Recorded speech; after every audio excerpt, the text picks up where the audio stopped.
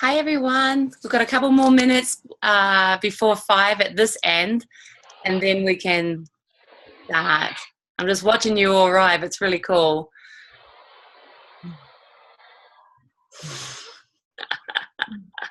Yeah. 2 more minutes.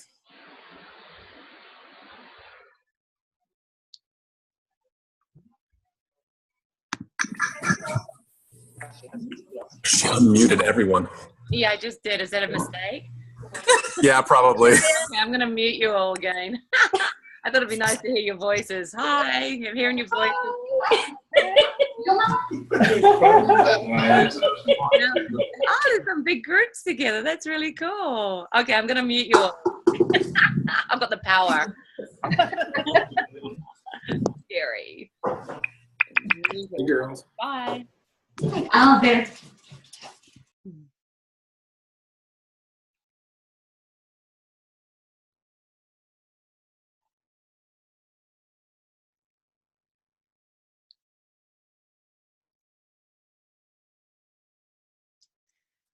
Can you hear me? I don't know if I've muted myself as well. You can hear me? Oh, good. Yeah, I just need some people to nod. Excellent. Well, thanks for coming. This is great to see so many computers and so many faces and so many people gathered together. So thank you for your time. And it's a different time all across the continent. So this is pretty exciting, actually. The instructions were people can come and go as you please throughout this talk. So we're recording the whole thing. So at a later date, we hope that we can send it to you as well. And if you do happen to miss anything, you can hear what you missed out on later on if you wish to, or again and again if you wish to hear it again as well. So welcome. It's wonderful to do this with everybody. One of the main things Maharishi was actually asking me to do this with you all for was because of the Arizona retreat that has just finished up, a month ago, 3 weeks ago, 2 weeks ago. And he was very, very impressed with the quality of your experience to the people who were there at the Arizona retreat during the retreat. But he was really, really excited to hear in the emails that continued afterwards with people sharing with either each other or with him how the experiences had continued to shift and change and evolve and stabilize and get more still as time had left. And that was really exciting. And it's exciting for any teacher or any ascender, because a lot of people have the idea that when you're in a retreat, it's kind of like you're in a cocoon right there. You're in this beautiful bubble. You're surrounded by advice and people to remind you of making the choices and to ascend and to let go. And then often when people leave the retreat, they get a bit scared that perhaps they're going to lose what they had discovered, as if it was the retreat only, the situation of the retreat that brought about or invited this experience into play. And so it's really good for anybody to regardless if you went to the retreat or not, is to realize that everything that we're discovering with Ascension continues with us no matter what we're doing. All the situations that we have in life, all the experiences that we have in daily life are actually inviting us to discover the stillness more, for us to let go of our old patterns and to play with how we can be more conscious or more still or more present, or to transcend an old pattern or a reactive pattern.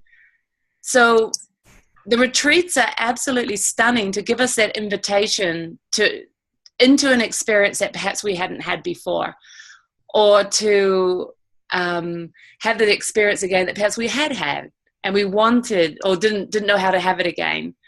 But it's not about the retreats themselves.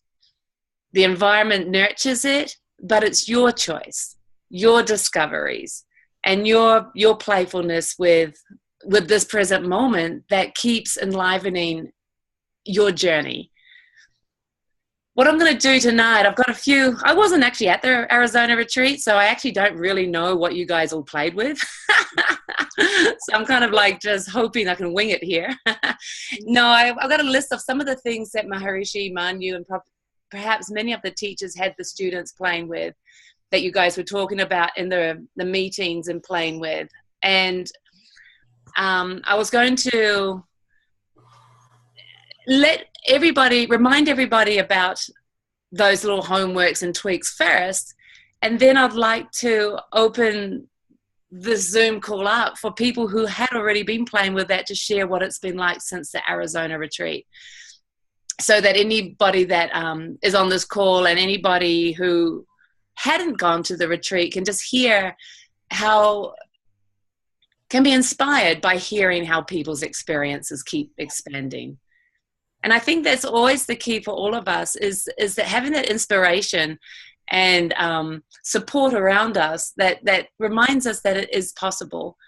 And if our day seems to be a little bumpy or a little scattered, and then you hear that somebody else's day is just being effortlessly gentle, it inspires us to be more gentle. It inspires us to just let go and allow whatever's there as well.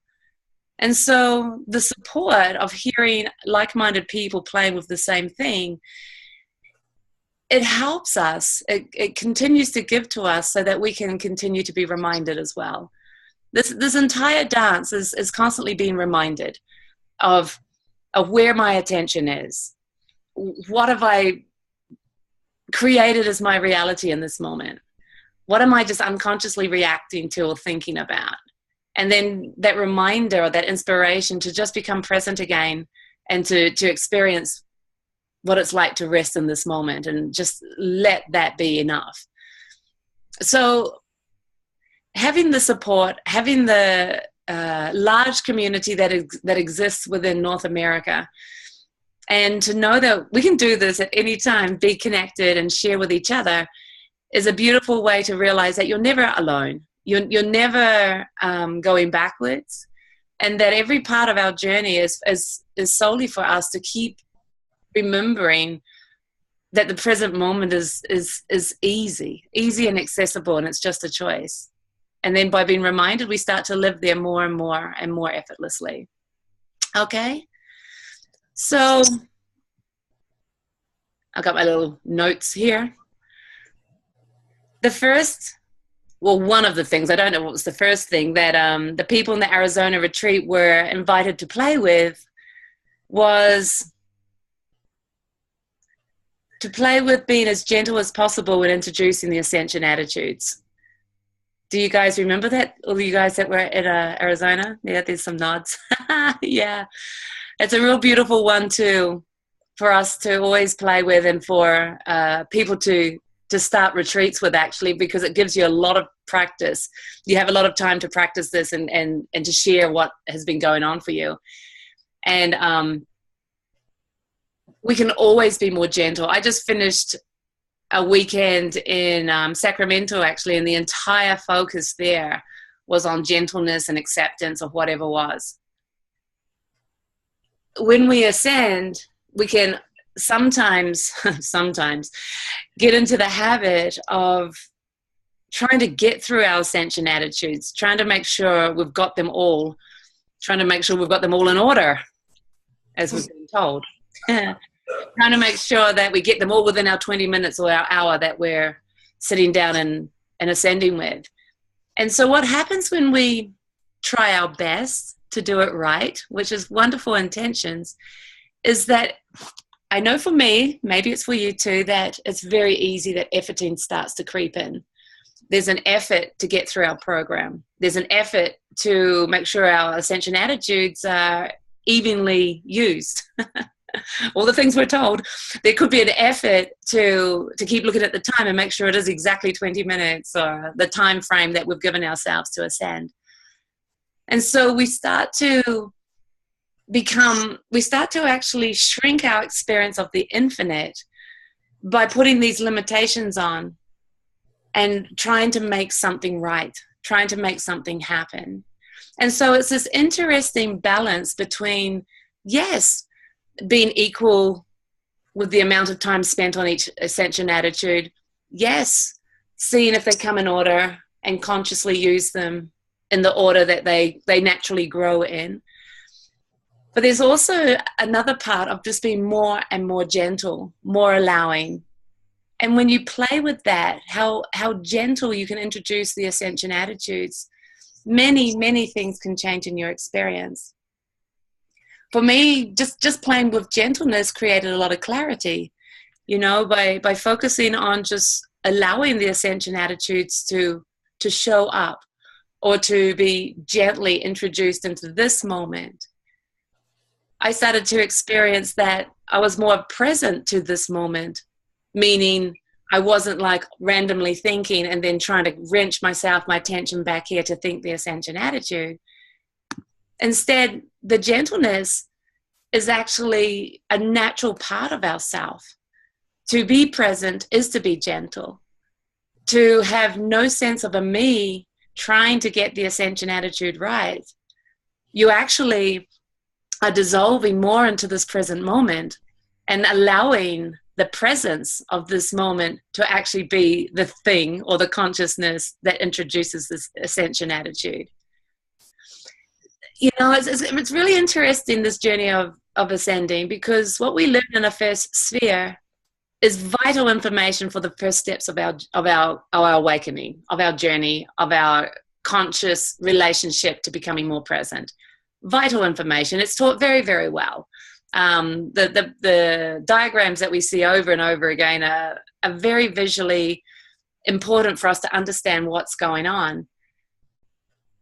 But it does lead me to believe that I was always thinking the ascension attitude from thinking and then trying to get into the stillness. And I don't know if you've had that experience or not, but it really brought into my experience this idea that I had to try to go somewhere with my techniques.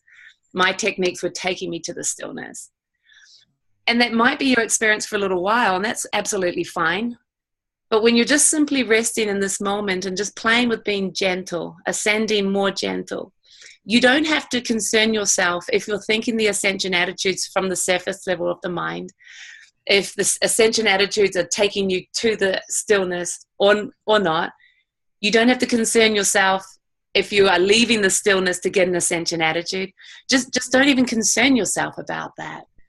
Because the reality is, the more conscious, the more present, and the more gentle you are with your experience, you're naturally resting in the present moment. And then, of course, who's thinking the ascension attitudes then? Well, you don't have to worry about that either. It starts to reveal itself. But that practice of becoming more and more gentle when you ascend is a really, really cool exercise to play with. You know, make a note of it. Put it in your ascension attitudes book, that to remind yourself as often as possible just how much more gentleness can be in your experience and in your approach to ascending when you use the techniques and when you discover what's happening when your eyes are closed and watching that space. It's a surprising discovery that gentleness doesn't actually end, that we can keep being more gentle and have a much more surrendered approach to our practice. And what does that give us? Like, why? Why do I even want to bother with playing with this little exercise? And that gentleness allows you to just dissolve into this present moment. That's why. The whole goal, the whole focus of this practice is to learn that experience of being naturally present in this moment is actually natural and your true way of being, and that the tendency of thinking and being distracted is actually unnatural. We don't often see that because the patterns are just so strong. And so what we are playing with the gentleness is then allowing us to see it. I think someone's unmuted. I'm just going to make sure that it's all closed off on your microphones. Let's see if that helps. So anyway, so I hope that makes sense. So the first exercise that came out of the Arizona retreat, that's on my list anyway, so I don't know when you guys were playing with it, was the gentleness. And I think it's a wonderful thing for you guys to all play with as a continuum also, to even share about in your weekly or monthly meetings that you have in your communities, or if you get on Zoom calls that invite people to share their experiences, to keep playing with this and see what does change for you, and to keep sharing that, because it's something that you will notice will keep changing. It's not like you get the answer tonight, and then that's it. You don't take the pill and that's it, it's all over. We don't want that. Waking up and becoming more conscious is this amazing ongoing adventure of discovering what is in your experience. And so keep playing with these homeworks and just exploring for yourself what's changing for you. You'll be surprised how much more gentle you can be. Okay. So go on with my list. I'm looking down here at my list. Okay, so there's another one that was played with in Arizona, and it was just for 24 hours. Maharishi is very nice to you guys. Only for 24 hours. He could say for the whole week, but he doesn't say that. Just for 24 hours, ladies and gentlemen, don't talk about the past. Take a note. Don't talk about the past. And for those of you that are at Arizona or have heard this one before, or already have been practicing this, because this has come out a few times on the weekly homeworks and stuff as well. Yeah, that's an interesting one to see about. To see how often we do go into the past and what that gives us, how we relate to it. What is the energy like around those conversations about the past? What does it give me, as in like energy, attention? You know, it's very interesting. When we play with this on Guarapa, which is the mastery retreat in Spain, the 6-month location, you know, usually the first one is don't talk about the past. Or actually, no, I think first he'll say don't think about the past. And anyway, people come back to the meetings, they're like, holy cow, what was I allowed to do then?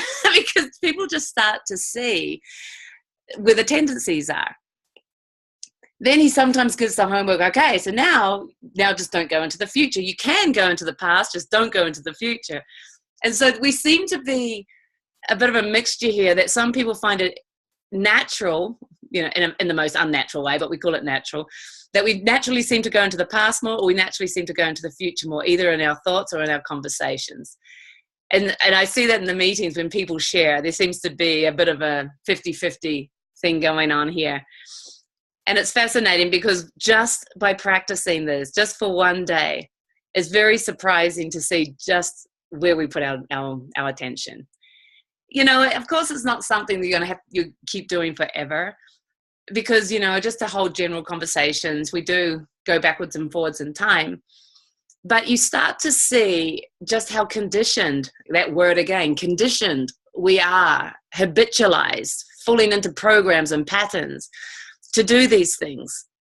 Whereas there's a complete different experience when you are actually choosing and to be consciously resting in the present moment and then engaging in a conversation about the past. That has a complete different dynamic. You can play with that one because that's really cool to see the difference. The main difference is if you're going back into the past to tell a story or to relive something, you basically relive it. You take on the emotions, you take on the memory, and really your system, your body doesn't know the difference of whether it happened or if it's happening. So if you're reliving all those emotions and that drama or that fear, you're basically reactivating all that chemical response within your system, the stress, typically. So your body actually pumps out those hormones and those chemicals. Whereas if you're present and then telling a story or about the past or something that happened, you're not engaged in the emotional content of it. You're simply telling it as if you were reading a story out of a book. There's no personal connection there except perhaps, you know, laughter or comments. But the emotional content, the tie to it has changed. And so seeing where our attention goes and how it affects us is really what this is showing us. How we can become more aware of being present, whether we're talking about the past or the future, to stay here in this moment and then engage, life, communication, memories and events, so that they don't own us or control us, but it's simply just part of how we communicate and interact with each other instead. It's a huge difference. Another thing that a lot of people have commented in the past, again, I'm referring to Guaraba. You guys that were in Arizona, we'll have your time to share, and you might share completely different things, is again, just seeing where we put our attention, regardless if the homework was to not talk about the past or to not talk about the future, just becoming vigilant, just becoming more present. It's what waking up is, to become more present. Not so that we go, oh, can't talk about that, but just so you go, oh, is this just a pattern? Is this just a habit? Can I be here now in this moment and then engage this conversation? So again, it's that invitation to play, to discover, to see our tendencies, and to have the ability, the conscious ability to move beyond them. Welcome to Ascension, to transcend and to move beyond patterns and grow more and more into this moment. So all of these fantastic guidelines, exercises, awarenesses, homeworks are all stimulating that desire to become more present. Love it, love it, love it. Number 3. Oh, I'm repeating myself. When is the movie? How do you can introduce ascension attitude? Okay, number 3 for me was attention on this. Oh, it is slightly different. That's the gentleness. Okay. When you ascend, to have 100% or play with having 100% attention on the ascension attitude. So it is different than being aware of the gentleness. 100% attention on the ascension attitude. Very cool. Very cool, because I remember years ago, it felt to me like sometimes I could only get through half an ascension attitude, and off I went on thought again, as if the thoughts pulled me away. I'd try and force my mind or my attention back to the first ascension attitude, and then those dreaded thoughts pulled me away again, and I only got through praise, star, for my, and then off I was gone. And so it felt like the ascension attitude had no power and the thoughts had too much power. Has anyone ever had that experience? That sometimes you don't even manage to finish the ascension attitude. I can see these smiles and people going, yep, I've done that, or doing that, And it's really beautiful to see it, because it's really amazing how all it is where we're putting our attention. And when we're learning what the mind is, and when we're learning to be more conscious, it really, really, truly feels like those thoughts govern everything. They've got power. They've got strength. Oh my gosh, that's a tough one. Oh, that was a real heavy day. Those thoughts they're just there. They're just sticky. And it feels like we don't have that choice to let them go. That they're taking my attention. They took me away from finishing even, a 5-worded sentence.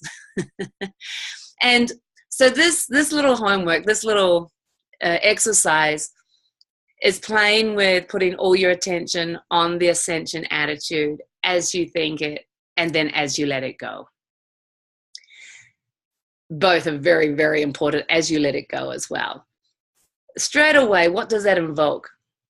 Straight away, that invokes the desire to be present. When we're thinking, it seems like our attention is moving very fast from ascension attitude to thoughts, ascension attitude to thoughts. I think the ascension attitude, I'm gone on thoughts. So it feels like the thoughts are running constantly and they take me. When you simply are a little bit more alert, when you're simply just a little bit more present, just like you are watching this screen right now, everything else that could be happening around you in the house, in your body, in the world, outside the windows, falls into the background as you simply put your attention on one thing. Now, that's very typical of how we play in consciousness. We totally have the ability to put our attention on one thing and to maintain that. You know, we probably don't do it too often, so we don't know that we can do that. But with a little bit of practice, gentle practice, and with that little bit of attention or alertness, it actually becomes really obvious that if I simply put all my attention onto the ascension attitude, you know, those 5 words, that's all it is, you know, pray stuff, or 5 words, I got it right, then everything else falls away. It's almost like the radio is getting played in a different room. There could be a storm going on outside, and you're just here. You're just here with your attention. And when you do that, explore what you're experiencing. Recognize what you're experiencing, because you're present. You're alert. Lo and behold, you're also very gentle, because it's not to put all your attention on the ascension attitude to try and hold it. It's simply just to be here now. And then allow, when that ascension attitude fades away, which could be in a second or a little bit longer, and some people are visual, there could be a picture there or a color or a light. For some people that aren't visual and it's simply an energetic or nothing, there's simply a thought and it's gone. And then what happens next? Be attentive to that. Gently continue to just put your attention there and just watch. And there's no answer. There's no one perfect answer. It's your ability and your evolution of playfully discovering what consciousness is for you in this moment. But waking up is definitely what the name says. It's about becoming conscious. It's about becoming present. It's about becoming alert. And when we ascend with our eyes closed and we're not being alert, you know, 20 minutes, half an hour goes past, 45 minutes, 1 hour, and I've used the ascension attitudes maybe 6 times, and the other 50 minutes, I think I might have been in Hawaii, or I might have been back on that bus, or I could have been thinking about tomorrow. I mean, we haven't really transcended anything, have we? It sounds nice. Oh yeah, I use the ascension attitudes and they will work. Well, they will work eventually. Yes, I am getting a little bit more peaceful, but you're not transcending your patterns. That pattern or that habit to think is still very much in place. It's not good or bad, it's just the truth, you know? And so the invitation to keep exploring, to keep playing, to play with the alertness, and then, of course, be absolutely surrendered and accepting of whatever happens. Yes, my next ascension, I had the intention. And again, I only said the ascension attitude 6 times. And I thought about, where should we go this time? New Zealand, my country, for the other 45 minutes. If it happens, it happens. But all of these exercises are inviting us to playfully become a little bit more alert, and then a little bit more alert, and then a little bit more alert for longer and longer periods of time. And to see when the patterns or the habit is to identify with those thoughts. And then when we simply go, oh, and we're simply present again. Did you see that? You're identifying with thought, and then it's like, oh, that's also gentleness. There's no story saying, oh my gosh, what have I been doing? Where have I been for the last 45 minutes? Here I go again. That's not gentle. That's blame and thinking and voices and all kinds of stuff. You don't need to do that. That's old school. The teachers and the ascenders that have been around for a long time, we did all that for you guys. You don't need to do that anymore. All you need to do is be attentive to this moment and recognize that in this moment, all you need to do is rest in that simple, silent space. And then when you're ready, or when it feels right, to reintroduce an ascension attitude into that space. However it works for you. Play and explore, and just see on this magnificent journey of becoming more conscious what every step of it's like for you. So to put the more and more attention gently onto the ascension attitude really invokes this experience of how you can be alert. You can rest in this moment. You can think those 5 words without being ripped away off on thoughts, without being interrupted by this evil thing called a mind, which is only where you put your attention. And by you playing with that, you start to see that you have the power of choice where you're putting your attention. Now, that was something new for me, because when I was a few years into ascending, and I wasn't really transcending my patterns very, very much at all. And so I was very much identified with the thoughts, and I was very much thinking a lot during my eyes closed ascending. I really didn't see that I had a choice. It really felt to me that just simply introducing the ascension attitudes as much as I could was all that I could do. There came a point, though, when I just started to explore what would it be like to just simply be more alert. What is it like to simply, with my eyes closed, just rest now? And if my mind's going crazy, to kind of just fall into the background and just observe that and watch that. And we have so many different exercises and tools that all the teachers are playing with now with everybody to keep exploring how that alertness can be defined more and more, and how we can be just so aware that we have that choice of where we put our attention. We're either the observer of what we're experiencing, or we are what we are experiencing, the thoughts and the emotions. We're either in that world of the movement, of the thoughts, I am this is how I feel, this is what I believe in, or we're able to take a little step back by becoming more present and just watching that. And you move in and out of that constantly. Sometimes you can remain more present, and other times it seems a little bit more challenging to do so. It doesn't matter. But by playing with gently putting more attention in this moment, putting a little bit more attention onto the ascension attitudes as you think it, guess what's happening? You're naturally becoming more alert without effort. So you're not trying to get this right, and you're not trying to be more present. It's just this discovery of how gentle can you be while you play with the alertness. For me, that sounded really contradictory when I first was hearing people talk about it. It didn't seem that clear for me that alertness could be gentle, or that gentleness could be alert even. They almost seem like the opposites end of the scales to me. Focus had that tendency with me to, focus, so, I'm trying. Anyone done that? 2 hands, the feet. All the other hands behind me too. Yeah, it's like a lot of us do that. It's like focus and alertness has this kind of connotation of kind of like efforting.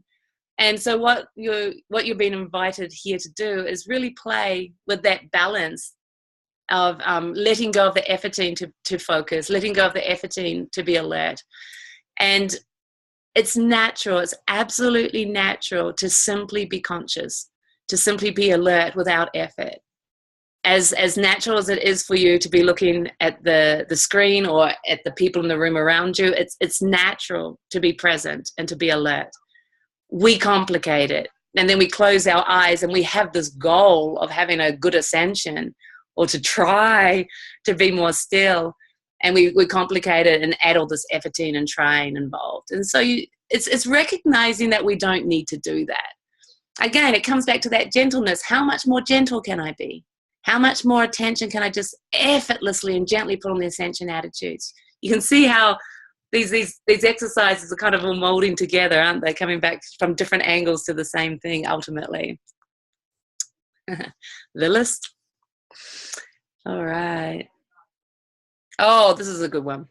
Maybe I should leave this for last. This could have been the night or the day.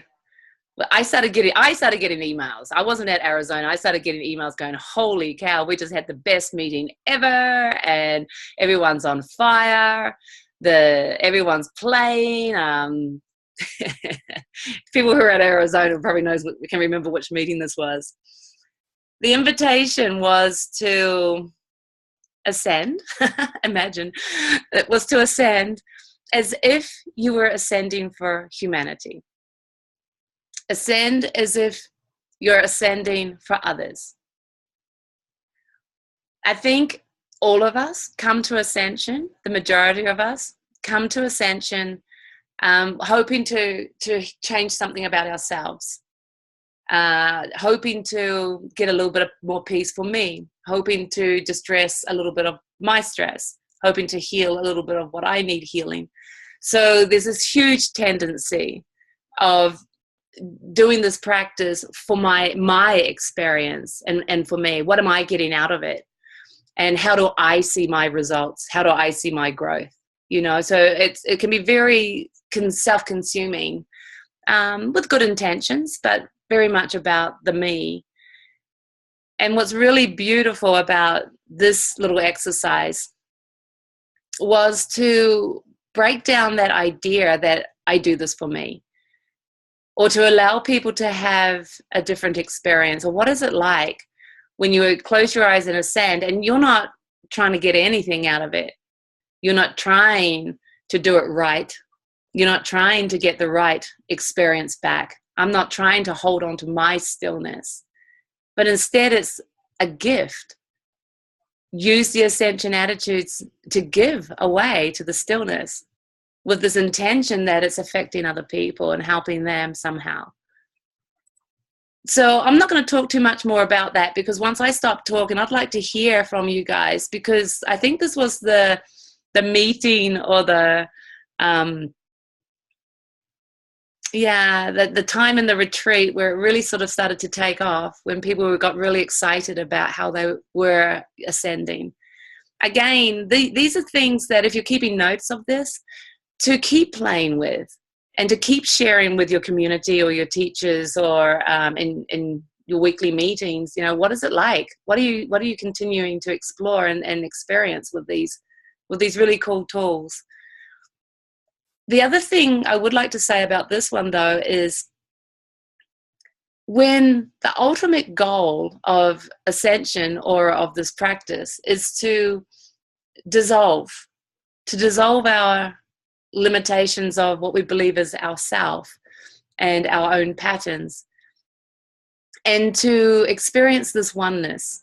When we talk on our first sphere, and we talk about the 7 states of consciousness, and we talk about waking state, dreaming state, sleeping state, and then we start getting higher and higher about the foundation of the ascendant, and then how to stabilize it with perpetual awareness, and then how it becomes more outward and filled up with exalted consciousness.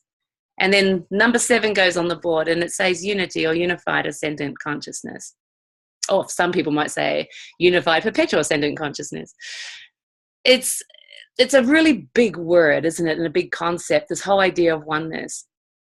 Yet that state of consciousness cannot be experienced if we believe we're still doing this for ourselves, because that's keeping the individual me in place, and my techniques, and my ascending, my experience, my stillness, my thoughts. That's a good one. Forget that one. My thoughts and my emotions. That's a really good one to surrender to humanity. But it's like you got to start playing. You can do whatever you want, but it's a really good invitation to start playing with depersonalizing all of this. We make it so personal. I had a hard time. My ascension was rocky. I can't do it. And it's so much me involved. And so that goal, or that invitation to what ascension really is about, of dissolving back into the one infinite, is completely disappeared in this illusion that I can't do it, or I had a hard day. So again, it's this very interesting concept or play of how we see ourselves and how we identify to those thoughts and emotions, and that whole journey of owning them, personalizing them, believing them to be ourselves, and then watching through this playful adventure of how to create that space and distance and depersonalize. Allow it to simply be there. Allow the thoughts to simply come and go. Allow the energy and the motion to just take its own time to pass. We don't have to do anything.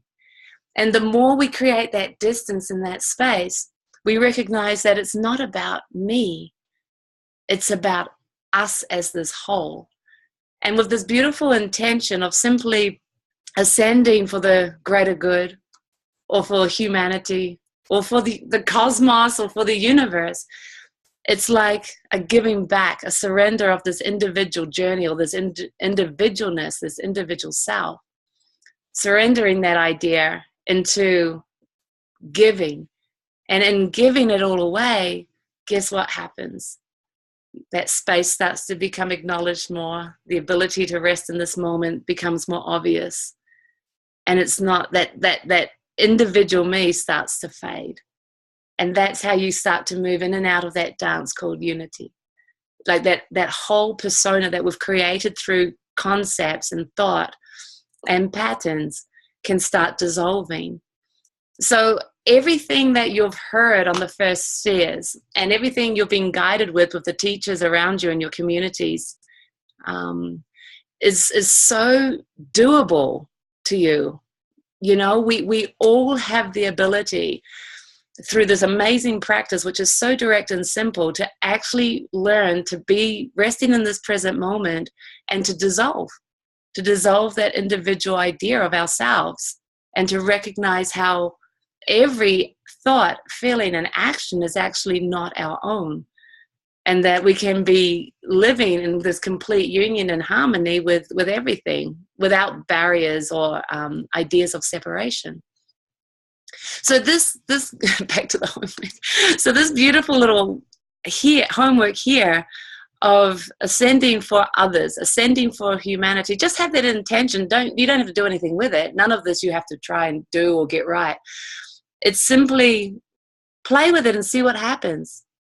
See what keeps changing in your experience. What are you seeing here? What is your relationship to thought when you play like this? What is your relationship to a busy ascension? I have busy ascensions. They're awesome. They keep me really alert. I love it.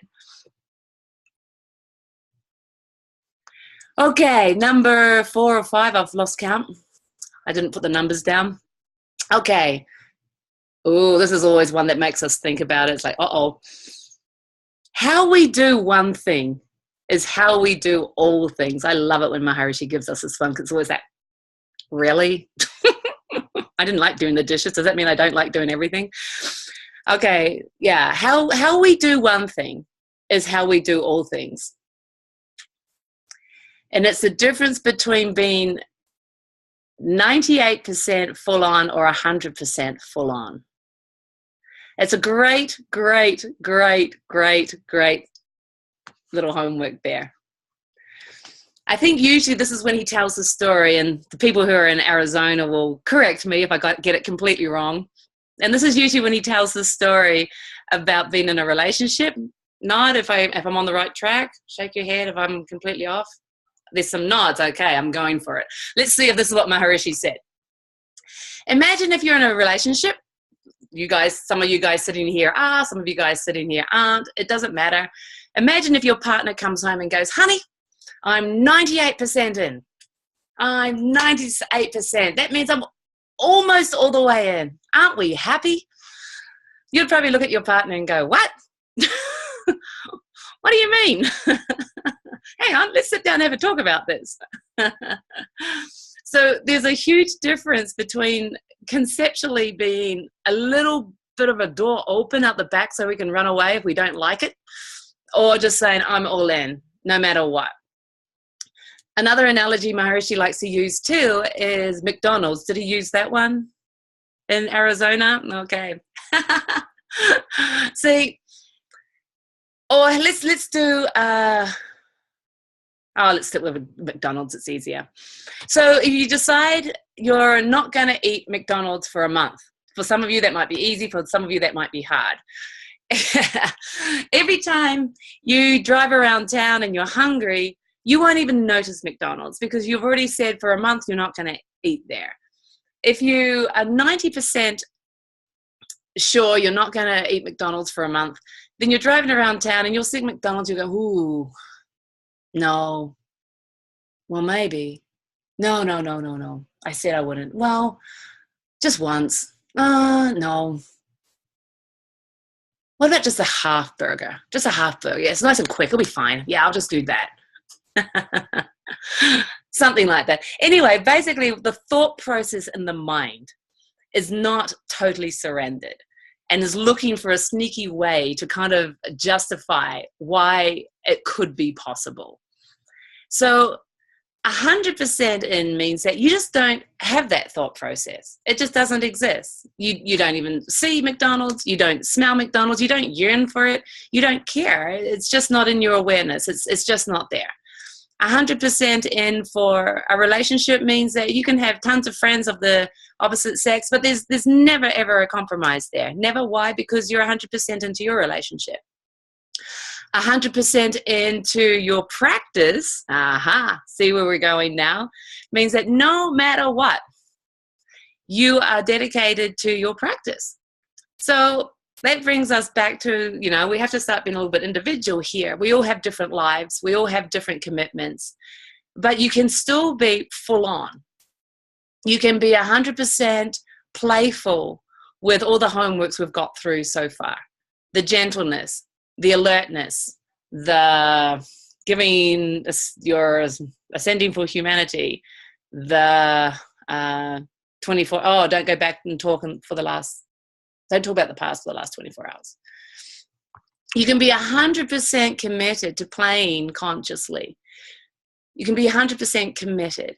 It doesn't mean that then when you notice that you're not doing it, that you've done anything wrong. It's a discovery. I love that word. It's a huge discovery. So that means when you've forgotten, you go, oh, I haven't been committed. No. It doesn't mean that at all. It just means, oh, I just discovered that the pattern kicks back in. Okay, let me play now. I'm aware now. So having that 100% commitment to your practice means that you're on a journey. You're going to do what you can do to play, to discover, to ask for help, to ask for guidance, using the teachers in your community, supporting them, jumping on Zoom calls when they come up, spending time to get together with people in your town to close your eyes together at times when it might work. Being committed to the eyes open practice. We haven't quite got there yet, have we? We haven't talked about that one yet. I mean, you can't have a permanent experience of stillness if you're only going to have it with your eyes closed, or else you'll be bumping into things. You have to play with the eyes open experience as well. So having that 100% commitment to your practice means you're willing to play and discover. It's like there's this big question mark every moment going, where's my attention? What am I playing with? How conscious am I right now? Geez, where did I go? It doesn't matter. I'm here now. It's a discovery. So you can play with that. Again, it's nothing wrong if you sort of go, geez, I'm an 80%er, aren't I? But then it's like, well, what do I want? What do I want to change here? How can I be more dedicated or full on with my own practice or with my own interactions throughout the day? I still don't like doing dishes, but I do believe I'm 100% when it comes to ascension. So I don't know if I agree with this one 100%, but anyway. Just joking. I love dishes in the dishwasher. Okay, so one more thing. Oh, here we go. You don't have to let anything go if you didn't grab it in the first place. Ooh, what does that mean? I don't know if that was a Maharishi or a Manu one. You don't have to let anything go if you didn't grab it in the first place. So the way I see that is, again, an invitation to play with seeing and discovering what's taking our attention and where our attention is creating our reality. As we explore more about ourselves, about what we identify with, what we react to, what we just fade away and think about without realizing we've faded away and been thinking. It's this ongoing playfulness about how to just remind ourselves to be present and to be returning back to this moment. This is a path of return. Ultimately, it's a path of simply resting here in this moment, this natural eternal moment, without ownership of anything, of another time or another moment. Just being so gently present to what is now, that this natural experience of resting consciously becomes everything. It takes over. It becomes so obvious that to start thinking again or to identify with the emotions becomes very uncomfortable. And so it's like a warning sign saying, let go, just be here. But as we're discovering that, as we're on the journey of seeing what the mind is and what thoughts and patterns take us, and we really identify with them, and it seems so hard sometimes to take that step back and to just observe and to let go, that this is a really good way of twisting it around. By, if we didn't grab it in the first place, we wouldn't need to let go of it. But as we do grab it, or as we do identify to these patterns or believe in these situations or emotions or the content of stuff to be really personal, as we're discovering all that, how do we step back and let go so that we can be resting back here in this present moment again, and again becoming more present or more allowing of whatever is happening, so we don't pick it up, that we don't identify or grab again. Okay? So it really is a game. It really is this beautiful adventure and discovery of just seeing, once again, just worded slightly differently, how we grow consciously to actually see these patterns, recognize where we're putting our attention, playfully and gently recognize that, so we can just simply let go and be present again. It's such a discovery. It's such a beautiful, exciting discovery of how you are ascending, what you are identifying with, and what you're accepting or allowing your experience to be. That no matter what you learn or what you see when you close your eyes, it's absolutely fine, because that is what waking up is. I have a little slogan or a little joke that I love, and I probably say it all the time, so people who are around me a lot get bored with it. But we don't call this awoken. We're not awoken. We're waking up. You know, we haven't reached the top. We haven't reached the goal. In fact, you never reach the top or the goal. You never climb to the top of the mountain and stick a flag on the top and say, done it, it's all over, I'm here. You never do that. That's why it's not called awoken. It's called waking up. It's active. It's a discovery. It's ongoing. It's infinite. It's endless. And that gives us permission to explore and experience everything. It also gives us this acceptance that whatever is happening, how much we remember or forget, is simply part of the journey, part of the discovery. And if any time it feels difficult, or at any time it feels that you can't, or too hard or overwhelming, all that has happened is we've identified very intimately with the thoughts, you know, the patterns and the emotions, the story. And ascension invites us to take that step back, to become the observer of that stuff. What we used to believe, or what we sometimes believe as being us, becomes objectified.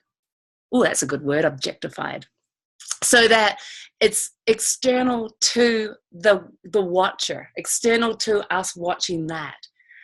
And in that, we start to experience that peace that's constant and never ending.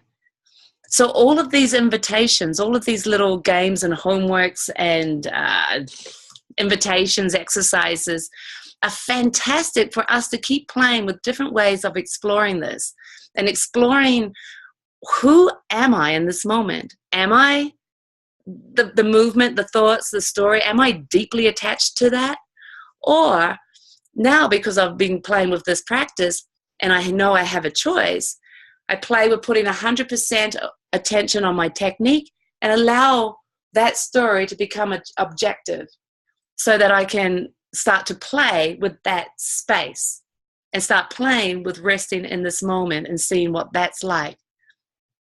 So all of these little games and homeworks serve so beautifully to keep us stimulated and playful with our approach for ascending.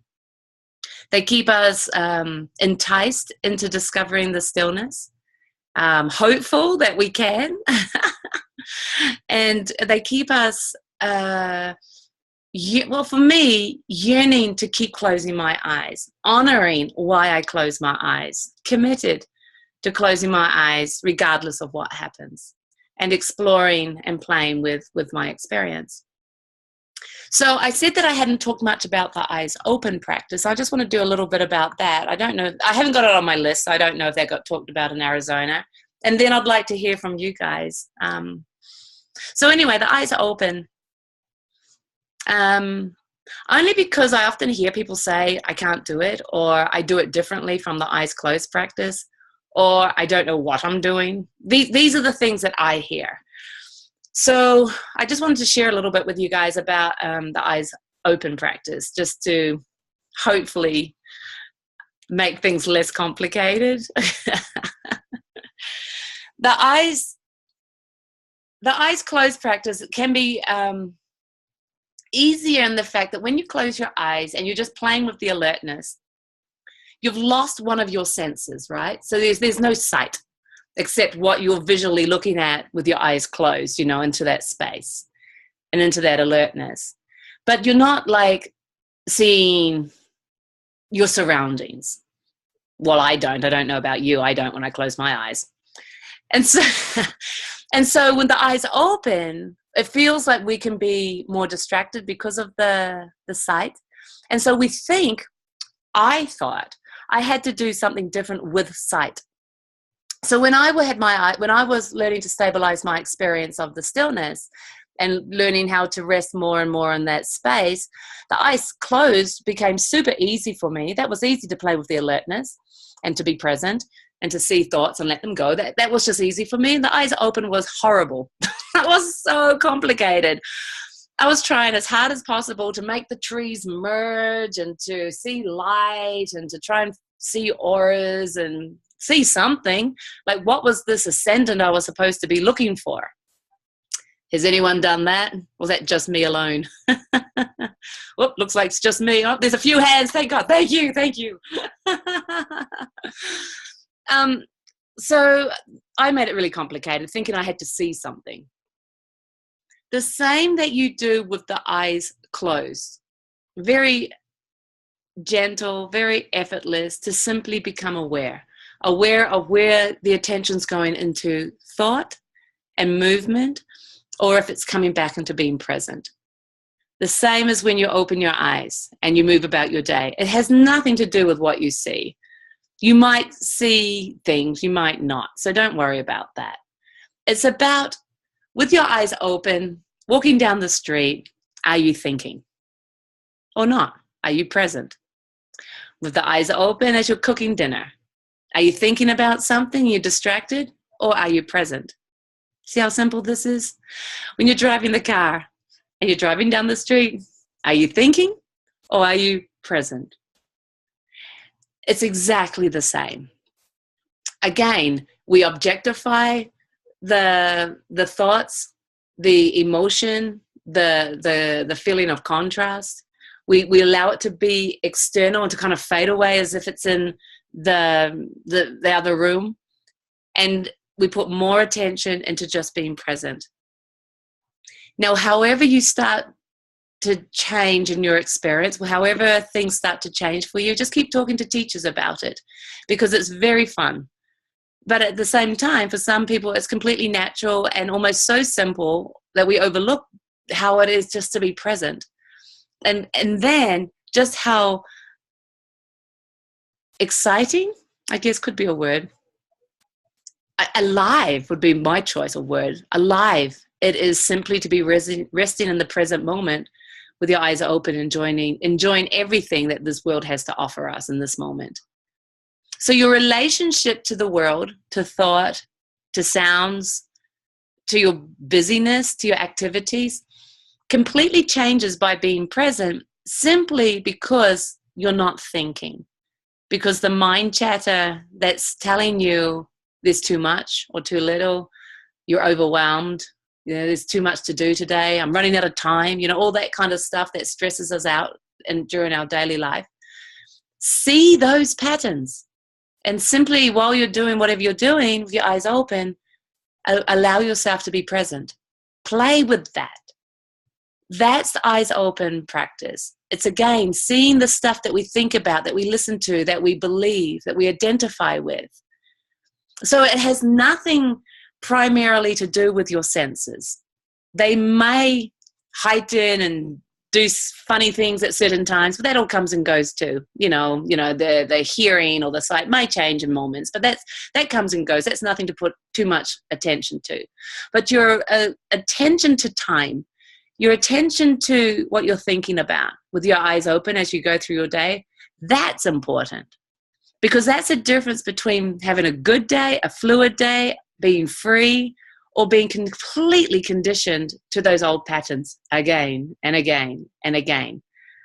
Once again, it's like transcending the pattern, seeing that pattern is not you, using your ascension attitudes with your eyes open to create the bridge to bring us back to being present. We find that we're just unconsciously in a funk, like just grumpy.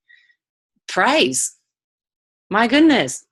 The second technique, gratitude. My goodness, guess what we're invoking here? We're not trying to do anything or change anything, but what you focus on grows, so something will change. At least it will be that you're not thinking about that stuff and that you're becoming more present. So as much as a lot of what I've talked about today, I imagine would have been to do with the eyes closed practice. Yeah. They can also be done with the eyes open too. And for you to see what changes in your experience because of that. Okay? Crikey, have I just talked for an hour?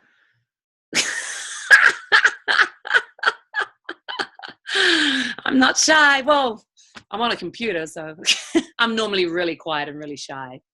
Anyway, what we can do to... usually people can put their hand up. I mean, on the bottom of your screen, there should be where you can put your hand up, and I can see your hand and click on you, and that would unmute you.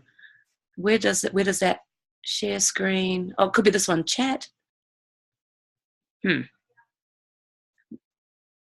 I think if I unmute everyone, it's going to be chaos. Someone's raised their hand. Look, it works. Okay, so how do I now unmute you, Ashley?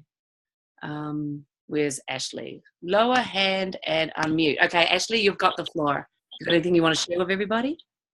I just want to say thank you so much. I learned a lot this last weekend in Sacramento, and again, you have enlightened me in so many ways. So thank you so much, Jaya, for your time.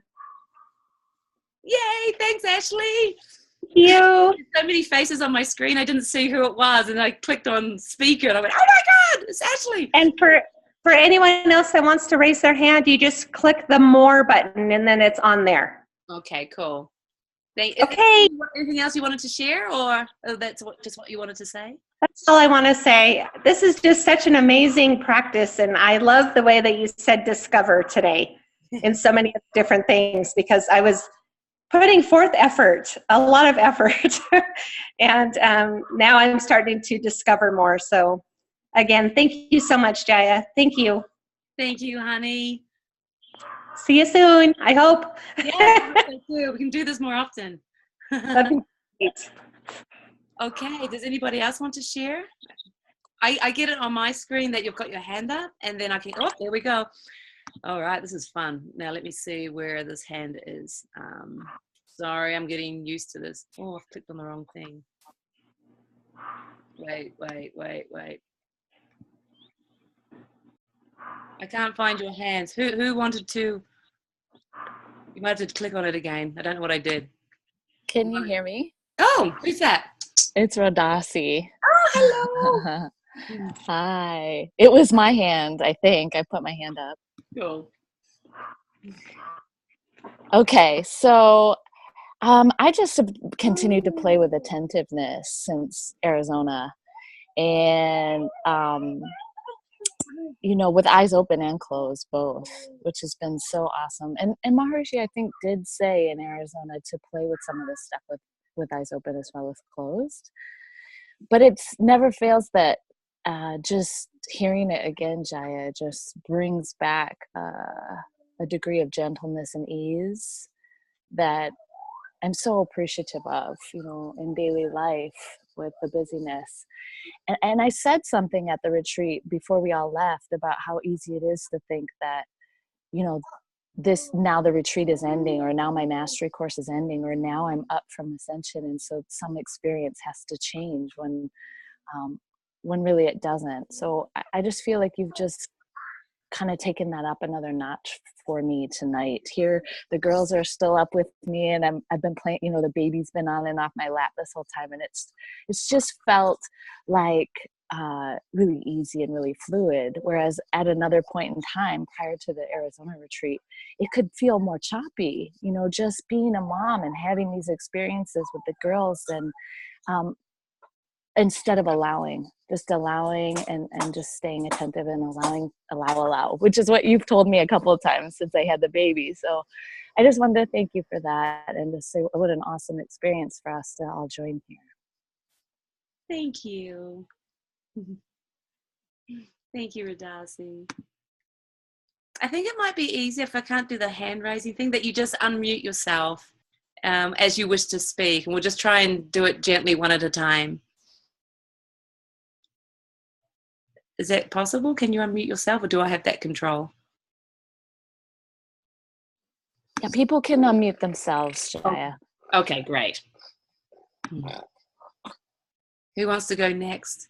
This is Betty. Hi, Jaya. Thank you so much. That was really, really fun. One of the things that I'm noticing about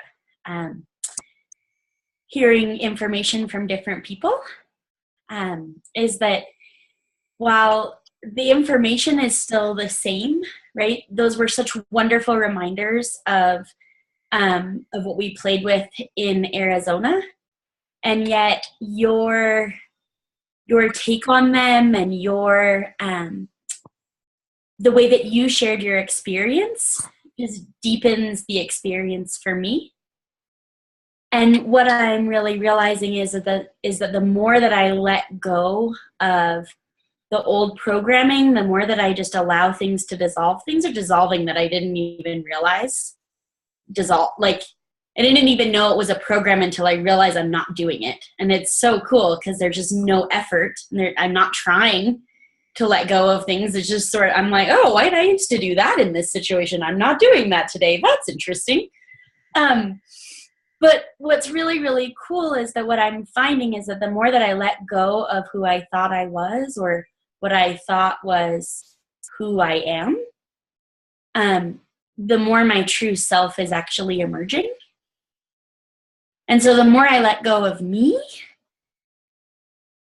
the more of the real me actually, I see it. And it seems so weird to say out loud, like in my head, it makes a lot more sense. But what I'm getting is that there's just like this beautiful, like, flavor of the truth, and that we all have the ability to bring it out in different ways so that other people can hear it. And it's just, it's a very cool experience. It's really neat to be in a process of allowing myself to let go. And what I'm really finding is there I am. No. So thank you. Oh, thank you. Wow. We're all cheerleaders for you to be you. It's so cool. And now I'll give someone else a chance to share and mute myself again. Thank you. Nice to meet you. Nice to meet you too, Jaya. All right.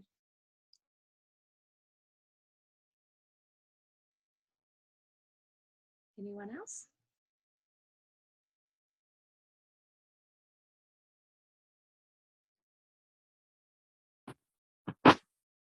Hi, it's Carol or Anahata, whichever name you know me by. Hi, everybody. I remember when I asked Maharishi to be my teacher, and of course he asked the question he often asks, are you willing to make it easy? I had no idea what that meant. And sometimes I still don't know, because you can't, it's like the minute you try to be gentle, that doesn't work. The minute you try to be softer, that doesn't work. The minute you try not to try, that doesn't work. And the only thing that's makes sense to me is just keep coming back to the practice. Just use another attitude. And I have been more focused on the sweetness of the attitudes, and that, I think, kind of softens things. But I've been the super trier, the super doer, the super efforter. And so it's been kind of like a conundrum for me. So if anybody has any solutions to my conundrum, I'd love to hear it. Well, I got a little, I don't know about a solution, but something for you to play with. I mean, you're already very aware that the word try and the action of try makes things complicated. And so in the famous words of Yoda, no try, just do. But seriously, it's like, it's a game. It's such a discovery. And seeing where, and be willing to see where that trying just creeps in. Not that it's wrong, but just that there's another way of playing. And if you have an investigation, or if you have this curiosity to just see and discover, and you already know that you want to see where you can try less. So if you feel there's a little bit of effort, surrender that and just allow yourself to rest back into this moment. And just by playing with that, you'll keep playing and discovering and seeing the moments you tense up and then you let go, or you try to you let go. Like it keeps going on. So it's not that you have to get rid of this. It's that it's a discovery, and now that you're seeing where it sneaks in, you can become conscious of that and playful enough to see what happens when you let go. Like those words, let go, those words, surrender, the words, gentleness, the words, attentiveness, the words, allowing, acceptance. They are so perfect for this practice, because all those words are the opposite of try. And the only reason why try is inert inside us, inert, like in us, is because we're taught all our lives to strive and achieve and to maintain or go for that goal. And in ascension, it's the opposite. It's the letting go, the allowing, the acceptance of right now. And so that's what you're seeing and discovering. And so that's a beautiful thing to see. Once again, it's just that pattern and just that idea that's, you know, in us that we need to do something. And that's what I love about the very first technique. You know, it's like there's nothing wrong. Whatever you're discovering, whatever you're seeing, whatever you're playing with, there's nothing wrong. However you're doing this, however you ascend just before, however you plan to ascend tonight, there's nothing wrong. It's a discovery. And it's so beautiful because the more that we play with that, we just become conscious to allowing this moment to simply rest and unfold. And in that, the trying fades away. You actually don't need to try to not try. I know. That's where it Don't just do that. crazy. Instead, aim for the goal. Place your attention in this moment gently and just see what happens. And then again, just rest in this moment and see what happens. And again, gently think the ascension attitudes and see what happens. And in there, the trying is just falling away. That's all. Thank you. Thank you. Hey, Jaya. Who's Can you that? hear me? I can hear you. But Madhumati. Madhumati. Can hello. you see me? I just wanted to comment about doing less and being okay with it. It's going through my mind about being an adult gorilla, how much time they spend like 7 hours besides sleeping and eating and so forth, just resting. And that it's okay to be here, to do nothing, to be okay with it, to close my eyes, to open my eyes and do my it's just a different I might be trying to convince myself or saying, oh, it's okay because of my age, or oh, you know, you've only not had breast cancer for 3 years and maybe you won't even be here, and so I got to be really careful with some of those thoughts that are going through me. I know it's just going through me to let it go, but I'm really enjoying. Okay, am I going to do the dishes now? No. Yeah, I'm going to do the dishes, and it's like I'm doing the things that I need to do about my house. Somehow it's clean, and who did that? Who cleaned that house? Oh, I don't know. I'm just having fun, and I'm being okay with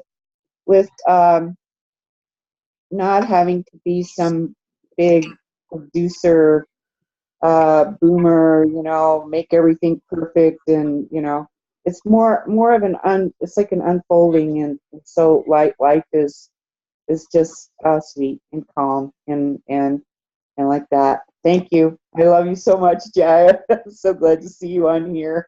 yeah. Awesome Yay. to see you too. Bye. Yeah, and just a little comment on that. Yeah, it is like having the intentions, and then whatever happens, and yeah, those thoughts of what I believe I should be or what I should be doing, they're brutal sometimes. So it's just seeing them and just allowing whatever's going on to be okay. And you know, so that's great. I have Moss with a raised hand, but I can't find you. If you could just unmute yourself and start talking, that'd be great. Hi, Jaya. I'm Paula. Hi, everyone. It's good to see you and meet you. I was at the retreat in Arizona, Great. and I can tell you that since I've been there, my practice sort of went zooming. And it was really a wonderful thing for me to experience. I too usually race 90 miles an hour and try to get everything done. Um, I think one of the things for me that's occurred is that I realized that life isn't a race. You don't hurry up. You know, at some point I had to learn how to live in this life and live it very gently. I still tend to sometimes get caught up in that. Um, but this has been a wonderful experience for me and a great tool for me to use, especially recently. Um, a lot of things happening as far as family, and I've had to sit and do my practice a lot and sit in the peace and just allow um, life to happen. Thank you. Good for you. Thank you for sharing that. And just remember, everything's coming to us for us to know the ascendant more. And sometimes life is full on, and sometimes it's bumpy, and sometimes it's a little crazy. But it's always for us to know the ascendant more, for us to know that peace more. So good job. Thank you. Thank you. Tintin, if you could unmute and talk. I don't know who Tintin is, but your hand's raised.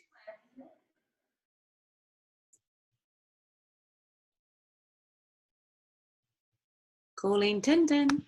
Let me see if I can do it. Jaya, I think I just saw that person left the meeting. I just saw Oh. a little indicator. Oh, okay. Okay. Anybody else want to share anything? Hi, Jaya. This is Tanette.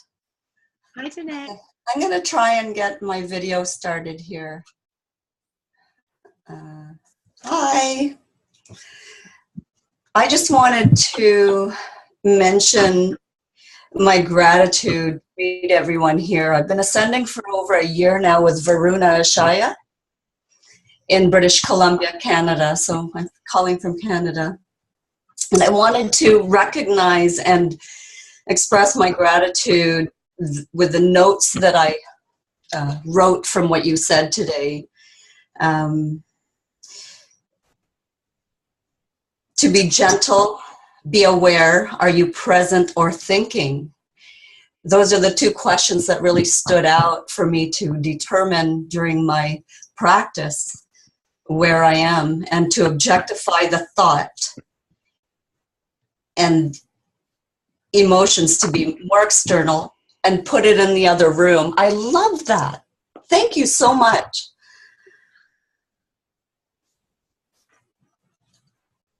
I'm hearing it again, and I think it sounds really good. Did I say that? Yes, you did.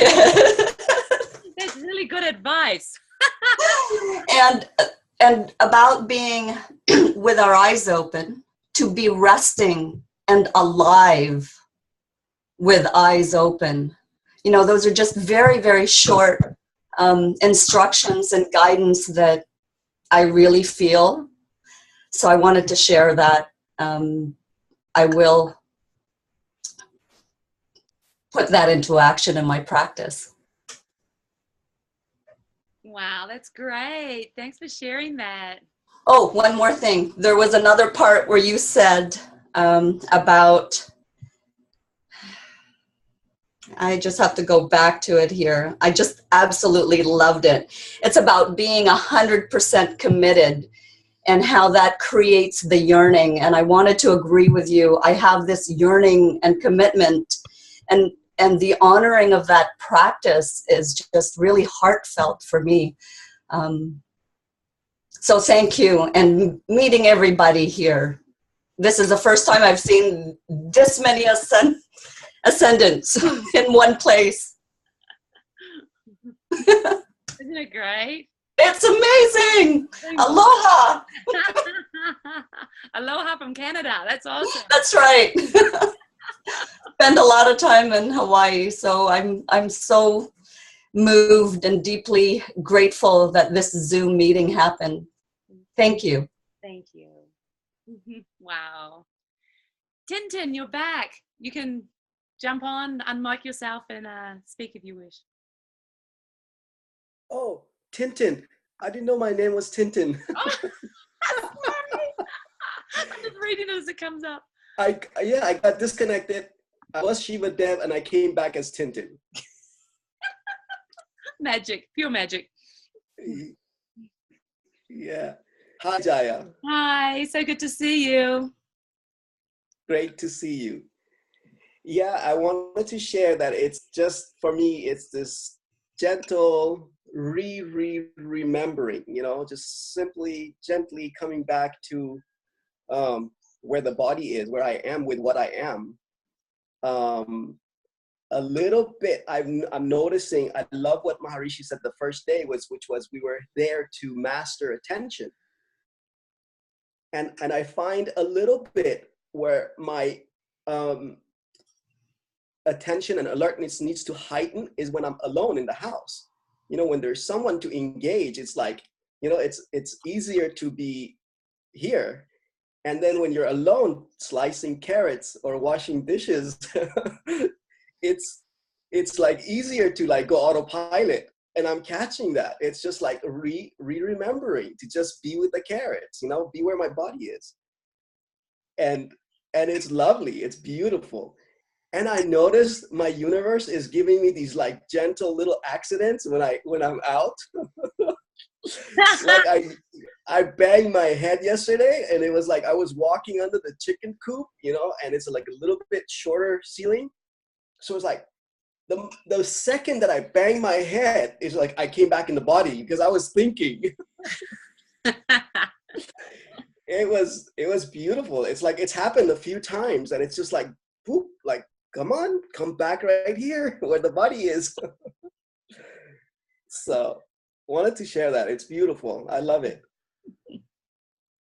Thank you. Yeah, life becomes our teacher. Yes. Always. Everything's helping us to know the stillness more. That's so cool. Yeah. You're in Hawaii, aren't you? Yes. So aloha. Cool. We all wish we were there with you. Oh, I wish I was there with you. Thank you. Thank you, Jaya. Thank you for this share. Thank you for being here. Yeah, thanks. Anybody else would like to share anything? I'd like to say something. Seeing Shiva Dev there it just brings up so much gratitude because I just spent 5 days with him in Hawaii. And it was a total experience of not being attached to the outcome. And it was such a wonderful experience, full of everything. And I want to thank Shiva Dev hugely for this. And what's cool is I've been able to bring it back into my life here, whereas I have my own business and I'm usually very concerned about how much money I'm making. Am I doing the right marketing? I'm writing books, and it's like, it's easy to be looking at what the outcome is. And especially publishing a book, it's like, well, I wanted to make some money. I wanted to reach people. it's like, I let all of that go. And I just feel like I'm on a huge momentum, from the retreat, going to Hawaii, I'm just being carried along, and I'm having such great experiences of being supported, because I used to always be somebody who had to do it for herself. And I'm getting so many gifts of help and being supported in this. So it's been a really easy and rewarding and giving, and it's just a wonderful experience.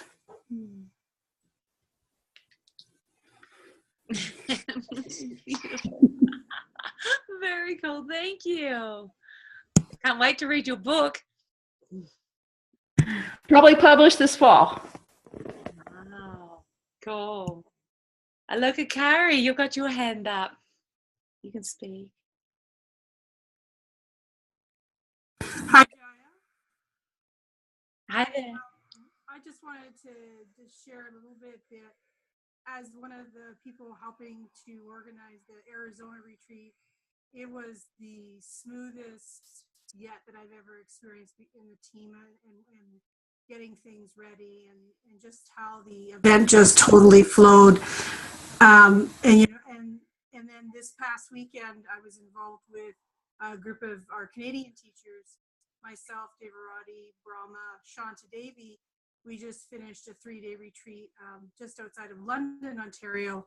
And again, that was another absolutely smooth, easy, flowing experience from the point of us as organizers. But it was also beautiful to see that gentleness, you know, practicing that inwardly, seeing that on the outside as well, not only for ourselves, but for all the participants in all different kinds of ways. And it was interesting that we talked about some of the things and we played with some of the things from the Arizona retreat at our London retreat week, and it was awesome to see how even in 3 days, not even quite 3 days, it was more like 2.5 days, to see the growth that people experience just by putting their time and attention on play and really playing with those different, some of those different little exercises, and it just shows you that, as Maharishi said at the beginning of our Arizona retreat, attention is everything. And really that's what we're doing, is we're developing that muscle of attention, and it just gets stronger and stronger. And you know, there's like you said, there's no end point, you know, where we've reached the top of the mountain. And I love that about Ascension personally, that there's always more to discover, more to play with. And yeah, I just wanted to share that. So thank you for being part of this call, and it's great to see so many people from the Arizona retreat, and I also see some people from our London retreat on the call. So good for you guys, you know, that 100% commitment, taking advantage of what there is available for our growth. Great, thank you. I'm starting to get like I have to come to the next Arizona retreat. I'm seeing you all and talking to you. I look at Cam, like, oh, next year. Love to have you. Thank you, Jaya, for doing this review. You know, it's awesome to have this many people together, and I mean, for me, the Arizona retreat and the London retreat went so smoothly just because people were playing with it. You know, playing with the focus and putting their attention on the attitude and watching what was afterwards, and playing eyes open, and just playing like doing the homework right away and sharing it in meetings right away. It was just so awesome to see in both retreats, you know, and you know, I mean, I do see some of them here, and I'm just really glad that they're showing up and still playing with it. Yeah. So thank you. Thank you. Oh, it's great to see you guys, and thanks for sharing that.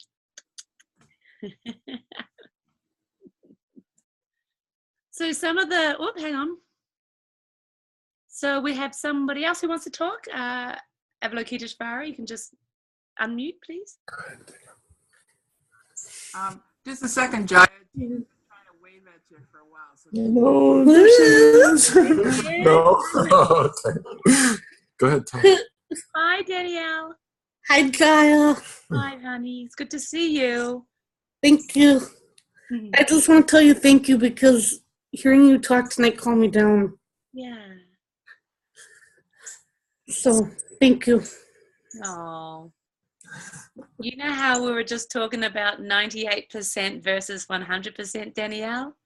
Yeah. You're a 100% person all the way. I've always seen you like that. Yeah, you're amazing. Good to see you. Thank you.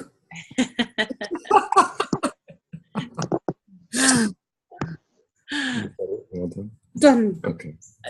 All done. Okay. Cool. Is there anybody else who would like to share anything?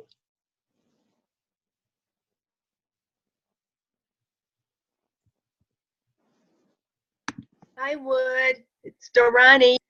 Hi, Durrani.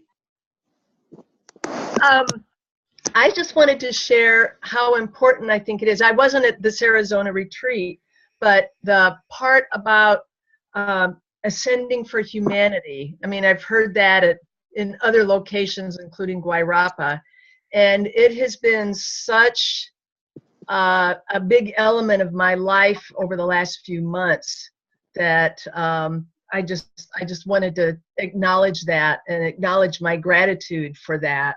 You know, that the quality of my experience as I engage more with my local community has remained constant, has remained calm, and has remained really rock steady. And I'm just incredibly grateful for that. And yesterday I was in a meeting when I was really called to service in a really direct way. One woman made a suggestion to this other woman about, you know, making something work a little bit better, and the woman, I mean, and this one, she just kind of melted down. She just freaked out, and I went, that was me. That was me a few years ago, you know. And I mean, all I did was just, you know, own compassion, you know, and people were fluttering around, and I just stayed calm, and she eventually calmed down. But then the most amazing thing was that after that, I mean, she kind of came back to herself, and, you know, and then she said, I'm sorry, you know, that was just kind of crazy, and it's been a crazy week, and I'm sorry, you know. And I admired her so much for that. And I don't know whether that, you know, it's just something I felt fortunate to witness.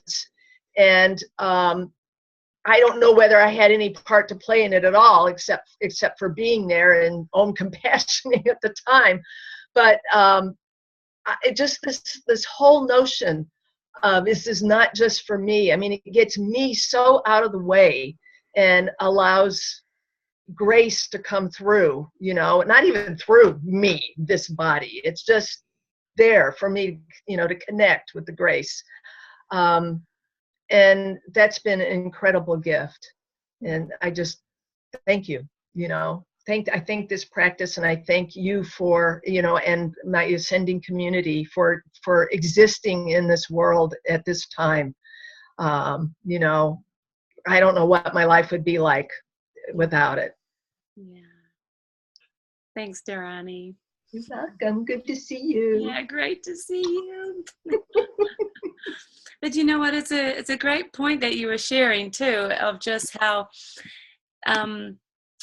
we just did the weekend up in Sacramento, and one of the things we were playing with and kind of pushing a little bit was recognizing what has changed for yourself since you've learned to ascend, because it's through realizing how we don't react so much, or how we're more compassionate, or how we see situations differently now, that we actually value what's actually changed because of using these techniques, and because of playing with these homeworks, and because of playing with this alertness and these awarenesses.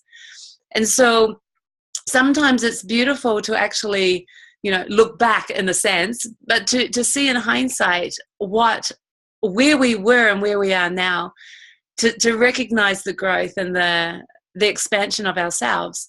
You know, we're often the critics that say perhaps it's not working, or nothing's changed, or whatever we used to say to ourselves, or sometimes still do. And it's really, really important to value your practice and why you're doing this and what's changing for you. In the last weekend, we were really recognizing how just by playing with the awareness, playing with the alertness, playing with the gentleness, you know, that compassion automatically comes, like you were saying, Dharani, to give, to look for ways to give, to look for ways to see where we serve, not as necessarily as an outward example, but also as just being able to think the ascension attitudes for other people's peace and well-being too. I mean, isn't that amazing? It's like we're the secret ninja heroes taking over the world with peace and love quietly, and go and sprinkle our magic and run away in the opposite direction. Nobody knows who we are. I love it. I love the idea of being a superhero. I've always wanted to be one. Yeah, one part of that too is that I noticed in my own practice that I was starting to do what you were saying, and I had been doing what you'd been doing. It's like, I need to get through this many attitudes, and and I got it. I mean, I was doing a lot of judging of myself, and starting to go into God, maybe I've forgotten how to ascend, which is totally silly, and I know, and I recognize that, but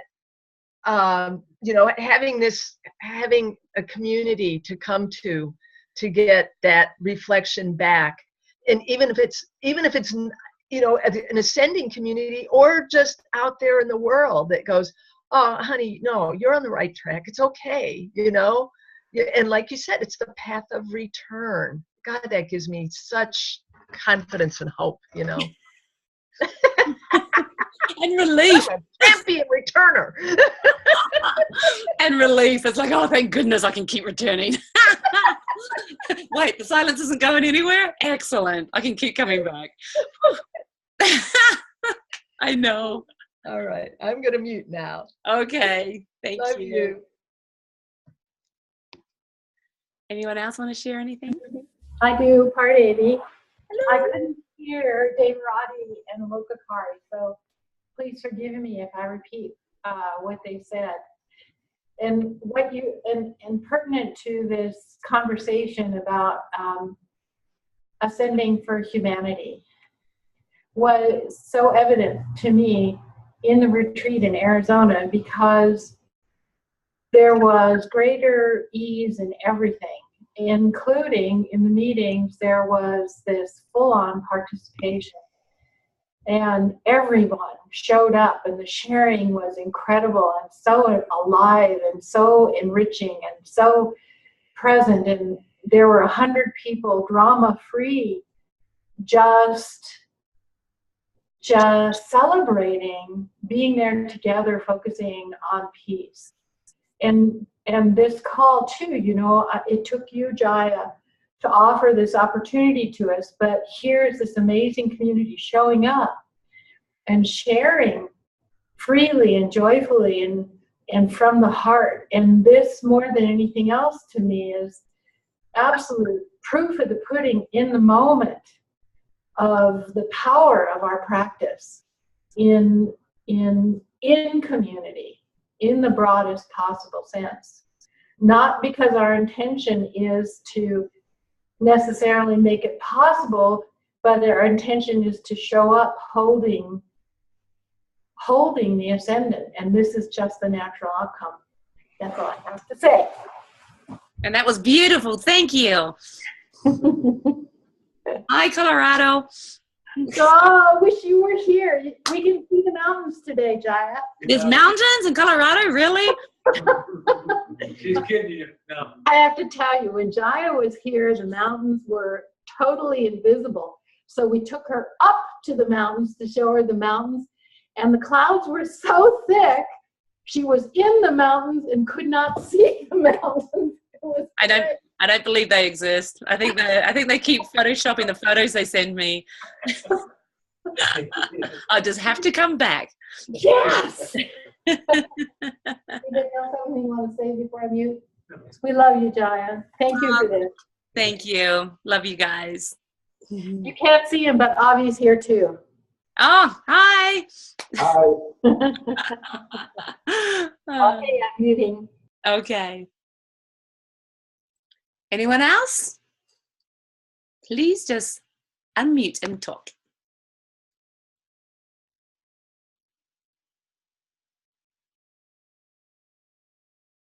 Come on, you can do it.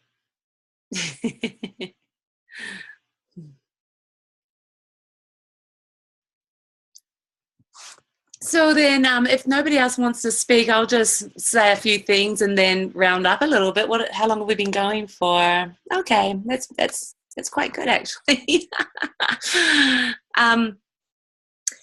So we've talked about the Arizona retreat. This is a great plug for the Arizona retreat for next year. If you didn't make it this year, I mean, it sounds like it was flying. So it'd be a really good thing to do if you have time and opportunity and finances to get there. It's stunning. I hope to be there next year, but I say that every year. So let's see what happens. But the great thing, of course, about any retreat or any gathering with the Shires, regardless if it's in your community or if you travel to another country or to a different state, is the support that we all give each other to just let each other know that whatever we're experiencing is okay. I think that's vital. You know, it's like it's the thoughts that we listen to, the thoughts that we've identified with, can be so brutal sometimes and so negative or nasty, that to be able to create that separation from them and recognize that there's another way of living life is this whole practice. And so we're so blessed and so lucky that we have this. And so to, like we've been saying tonight, to honor it and to be committed to the practice so that your own experience starts to grow with the recognition of what the thoughts actually are and what catches us, what we've been identifying with, so that we can keep playing with just gently letting that go and starting to identify with what's left. And that's that beautiful space, that stillness that resides when nothing else is moving, or even if stuff is moving, that just that presence of just being here. And when we simply play with recognizing what our experience is and allowing whatever's there to be absolutely perfect, absolutely fine, and accept and allow, we start to really develop this appreciation to just rest in this moment, to just be present and allow this moment to be enough. That we're not trying to get more peace. We're not trying to get more happiness. We're not trying to find a goal some other time. It's just whatever is in this moment is absolutely fine. And when we start to play with that, we start to just let this moment be. What we start to experience is this beautiful contentment of now. Now, how many people can say that the majority of the day you're just resting in contentment? I can't imagine there's so many people in the world even really know what contentment really is. And as we play with just resting now and now, without needing to worry about anything or to distract ourselves about what's going to happen or what has happened, this one moment just starts to be easy. We start to recognize that the habit of thinking isn't who we are, and the space is more attainable and more easy to just stay in this moment. We start to recognize perhaps the moments that we go off on thought, and then the ability to just rest and reside back in this moment again. So what starts to happen naturally and effortlessly, all those words that I've been repeating, we've all been repeating over and over, is that we just start to realize and identify more with the space than with the thoughts. The more we identify with this moment and with this space, the more it seems to be there, no matter what's going on. And that's an important thing to realize, that the space doesn't leave you. It doesn't leave you. It doesn't walk out the door and say goodbye and take off on holiday. The infinite is the infinite, including you. So you're never separate from it. You can't be. That is like holding a precious gem when you realize you're not separate, and you can never be separate from it. It is you. It's always there. It's always you. It's just sometimes we identify, or often we identify, with the thoughts and the emotions. So we're not trying to find something new. You're not hunting and searching for this space or this peace or this silence or this ascendant. It already exists in this moment. It already exists. So when we are simply present, when we're simply allowing our attention to rest in this moment, when we use the ascension attitudes to allow ourselves to just slow down and still and be here, no matter what else is going on, you already are in the presence of the universe, of God, of the stillness, the ascendant, whatever words you want to put on it. So you don't need to keep looking. You don't need to add to it. You don't need to think that this isn't enough, because it's everything. You already are the very thing that most people are searching for. And this practice directly allows us to reside back there, and then clearly see the difference between attaching into the movement and into the stories and releasing. Attaching, releasing, without any judgment. Have you ever gone to a class or to a meeting when somebody told you off for thinking, or told you off for how many times you attached to thoughts or stories? It's not wrong. There is nothing wrong with thinking and thinking and thinking. If you want to think, you can think. We've been thinking half our lives, so why not? But if you want to learn that there's a different experience, if you want to practice becoming more alert and more attentive, these are the tools. And so even as we're learning, we move in and out of identifying with the stories and this idea of who we are, or identifying with the space. Is it right? Is it wrong? It's just part of the dance of waking up, the dance of remembering, the dance of realizing where I'm putting my attention, the dance of recognizing what I'm making real. My choice of what is my reality in this moment. And that's where this practice is so precious too, because it comes back to us and our active attention, our active choice. And so these things that we've talked about tonight, there's a lot of people from Arizona to keep playing with it, keep sharing with your community, up and coming Zoom calls that happen weekly around the country. There's a lot of support from the teachers and the communities here in America. It's been beautiful to see the strength of that. We're all very lucky and fortunate about that.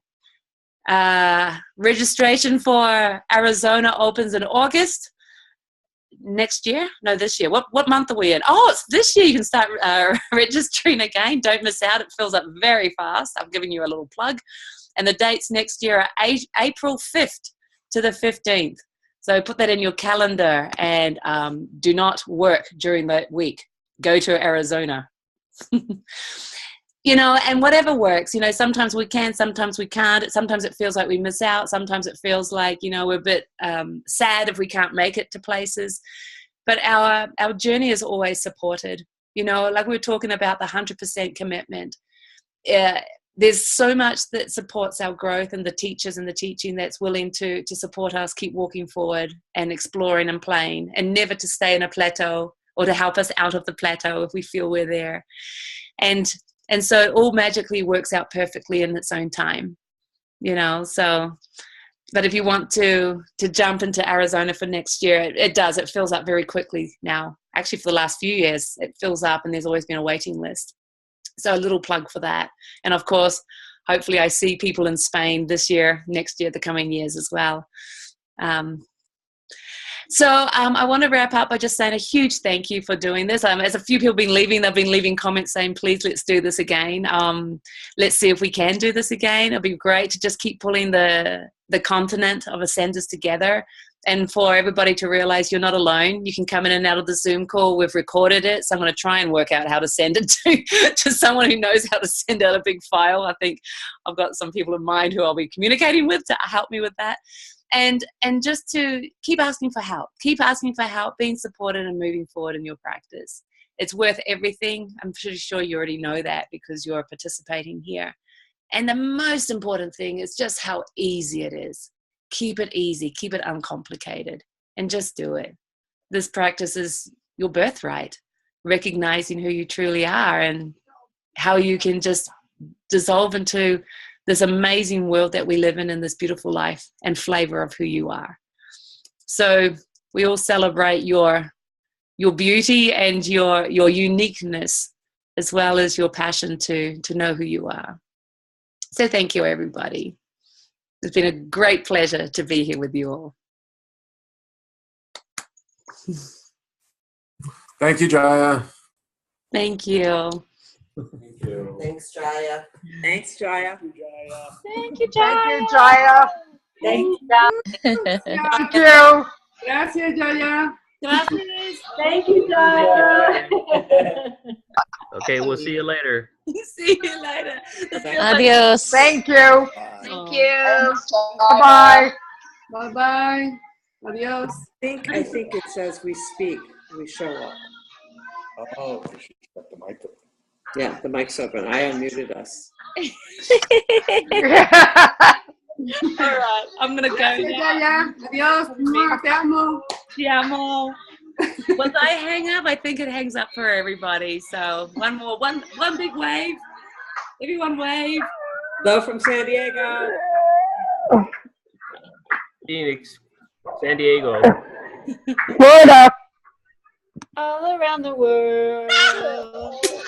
Durrani. Durrani. See you guys. Sarah. And Betty. Hi, Betty. Hi, Betty. Hi, Sarah. Hi. Hey. Hey, Ron. I ask you. All right. See, they can. Bruno, where are you? Toronto. Hi. Who's this? I don't know this guy. Parashara. Hi, nice to see you. Yeah. Are we the only ones left? Yeah, it looks like it. No, I'm watching. Oh, there are people left. Oh, she looks like she left. Where is she? Goodbye.